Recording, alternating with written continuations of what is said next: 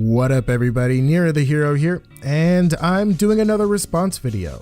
This is in response to John Kill 3D's top 5 reasons consoles are better than PC, 2017 edition. So, looks like he's gonna have 5 points, so I'll have 5 points as well. So without further ado, roll that beautiful YouTube footage. Another top 5 reasons is there's no need for endless upgrades when you play on a console. A console is automatically built to house all your gaming needs.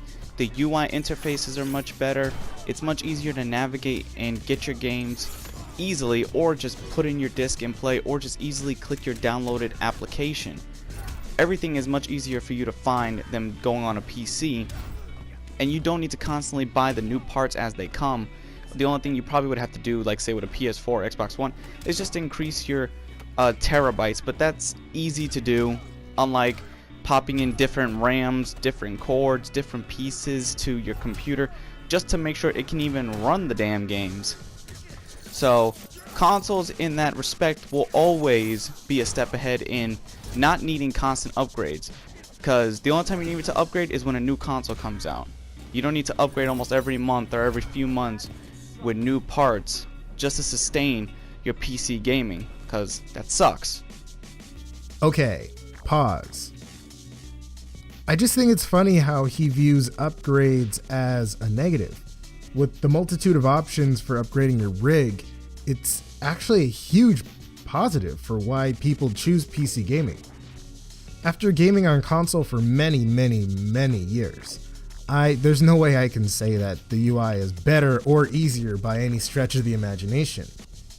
I mean, after so long, I kind of memorized where items were located in the UI menu, and just the fact that I had to wait for that little cursor thingy to scroll through each individual option between where I currently was and where I wanted to be, it kind of just drove me nuts. On a PC, I just take my mouse, move it over the cursor I want, double click, boom, there it is. And physical media is not what it used to be. Now, even with current gen consoles, even if you have the disc, you still have to install the game on your console in order to be able to play it. Oh, and when he says different RAMs, different cords, and different pieces, I found that funny because it just really goes to show you how little experience he has with PC parts, which is probably not somebody you want to be getting feedback from on PC gaming in the first place. Here's a list of parts that are absolutely necessary for building a PC. It's just a matter of getting each piece and making sure that all those pieces are compatible with each other. And with sites like PC Part Picker and channels like Linus Tech Tips, Paul's Hardware, and Cult of Mush, figuring out what's compatible and what's not and where you can buy it is now it's easy as pie. Do you guys remember playing with Legos and Kinects and Director sets? Well, there was a purpose behind toys like that other than just childhood enjoyment. They were getting you used to the idea of building things. We're humans. Humans are incredible. Humans are smart. We build things. We go hard. Building stuff isn't for everyone though, understandably. I mean, and for those people who want a simpler experience, they'll clearly want to choose console. I just don't see the point in trying to overcomplicate owning a PC in order to make a console seem like a superior option above all. Him saying that you have to upgrade every few months, this is wrong. This is false. I've had my rig for about 2 years now, a little over 2 years actually. And it wasn't even built with cutting edge hardware at the time. And the only reason I'm wanting to upgrade my GPU now, which is one part out of all the components that make up my PC, I'm only wanting to upgrade the GPU now, only because I can get a huge performance increase for the amount of money I can spend, or more bang for my buck, which in this case is around $250. Just don't believe anyone that says that you have to upgrade every few months. It's just not true. I could play comfortably on a console. I don't need to sit in front of a monitor all the damn time, or the entire time I'm playing, you know, hunched over at a desk where my hands can get cramped using a mouse and keyboard. And even using the controller, I still don't want to sit in front of a computer screen. I'd rather sit back on my bed or sit back on my couch with my controller and play on a very large television, probably a 4K television, or, you know, I forgot what the largest size TV is, but you get a 60 inch, 70 inch, I don't know. Just the largest TV possible, instead of playing on a small monitor screen and with resolution that you can even get on the TV. It's not much of a difference. So you will always play comfortably with consoles. There is no doubt about it. Instead of being in the dark, I could just be in the warm lit of the living room, or probably, yeah, in the dark of my bedroom, but at least I'm comfortable laying on a bed, sitting on a beanbag chair, sitting on a lounge chair, you know, pull the little seat thing back, pull the little leg part up, pop your legs up, instead of just going with a keyboard going click a click, click a click, click a click. You know, damn near gonna give yourself dyslexia trying to use a keyboard and mouse, trying to play your game. We could just play comfortably sitting on the sofa, you know. But that's from experience, you know. Sitting on a sofa is easier. So when I started PC gaming, I actually didn't buy a monitor at first. And that's also why I put it in the optional portion of my list. Do you want to know why? Because I already had a 40-inch high-definition TV with an HDMI port. I just connected my PC to my TV and boom, there it was. The TV already had speakers and everything, so I didn't have to get an external headset or speakers right away, which was nice. Eventually I did though. I got headphones and I just kind of went crazy with them after that. Anyways, I already had a controller too, so I could literally continue gaming from the couch. It was actually quite an easy transition, to be honest with you. Since then, I purchased a 24-inch 1080p display for my desk, and I also have it mounted on my wall now, so I can move it in whatever option or angle or direction I want it to in order to suit my needs. So my experience can be extremely comfortable given that. Another interesting thing from my experience is I actually started to develop carpal tunnel in my right hand, more specifically my right thumb. So this is really interesting. Once I started gaming on PC with the keyboard and mouse, all this pain in my right thumb started to disappear. I wasn't really sure why at the time, but I didn't really question it. So I started using a gamepad again, not really thinking about it. And sure enough, the pain actually came back. Now, those of you who are familiar with carpal tunnel, who actually have carpal tunnel, are well familiar that it's very painful and very uncomfortable. Extremely uncomfortable. So I did not want this sensation to come back ever. So I stopped using the controller because by now I kind of started to put two and two together. And then the pain, of course, subsided. And then when I started using controller again, the pain came back. So that's really interesting that it's literally more comfortable for me personally to game on a PC than on a console because of the controller.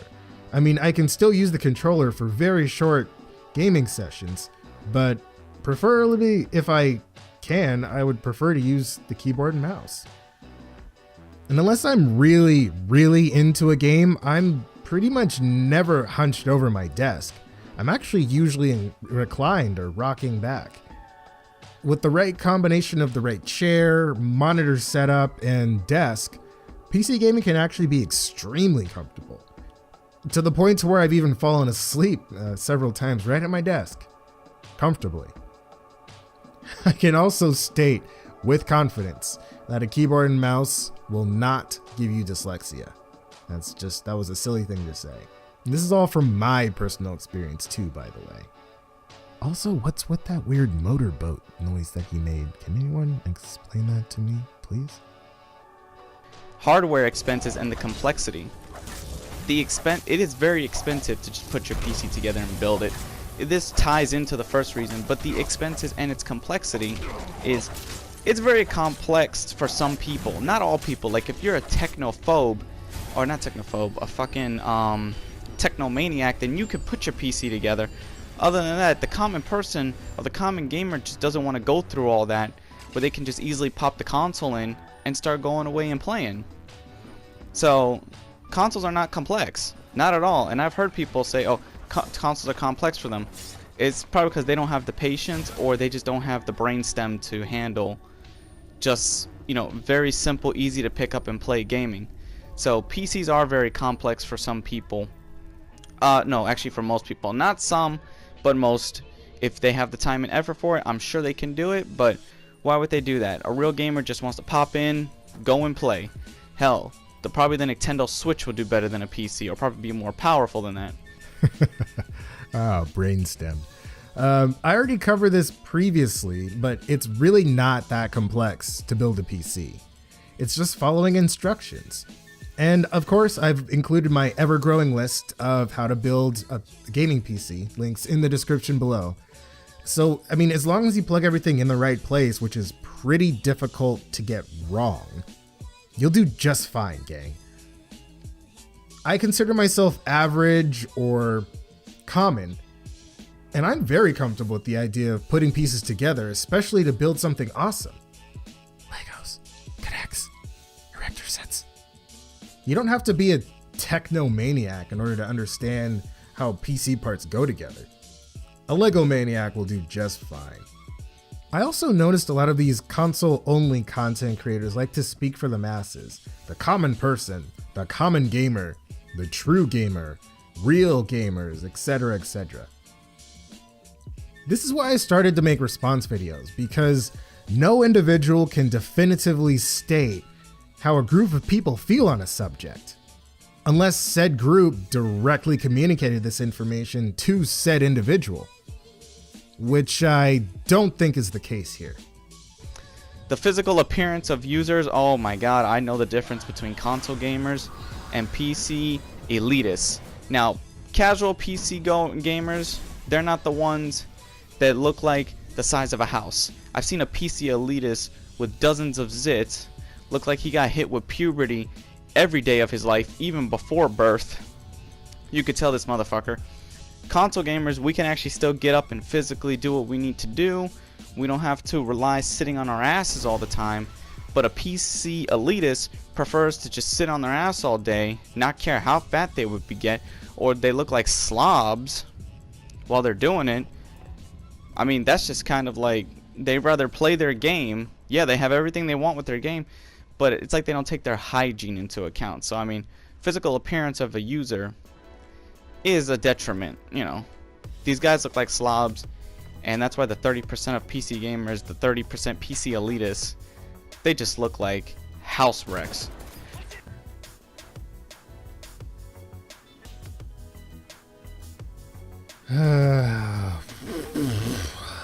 I'm not gonna take this seriously at all. Oh, also, this is how I look. Hi guys, I game on PC, and I look like this. And a lot of people that are not my mother, by the way, hi ma, I love you. You are, my heart's on this side. You are the absolute greatest. Anyways, a lot of people that are not my mother tell me that I'm pretty handsome. So, fans of gaming come in all shapes and sizes, you guys. And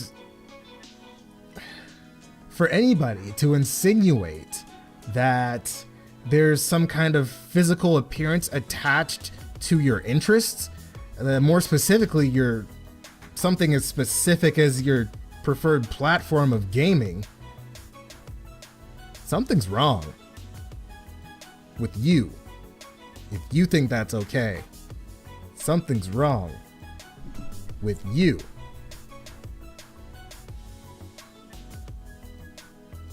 Let's proceed. Now, the final part is graphics don't determine the experience.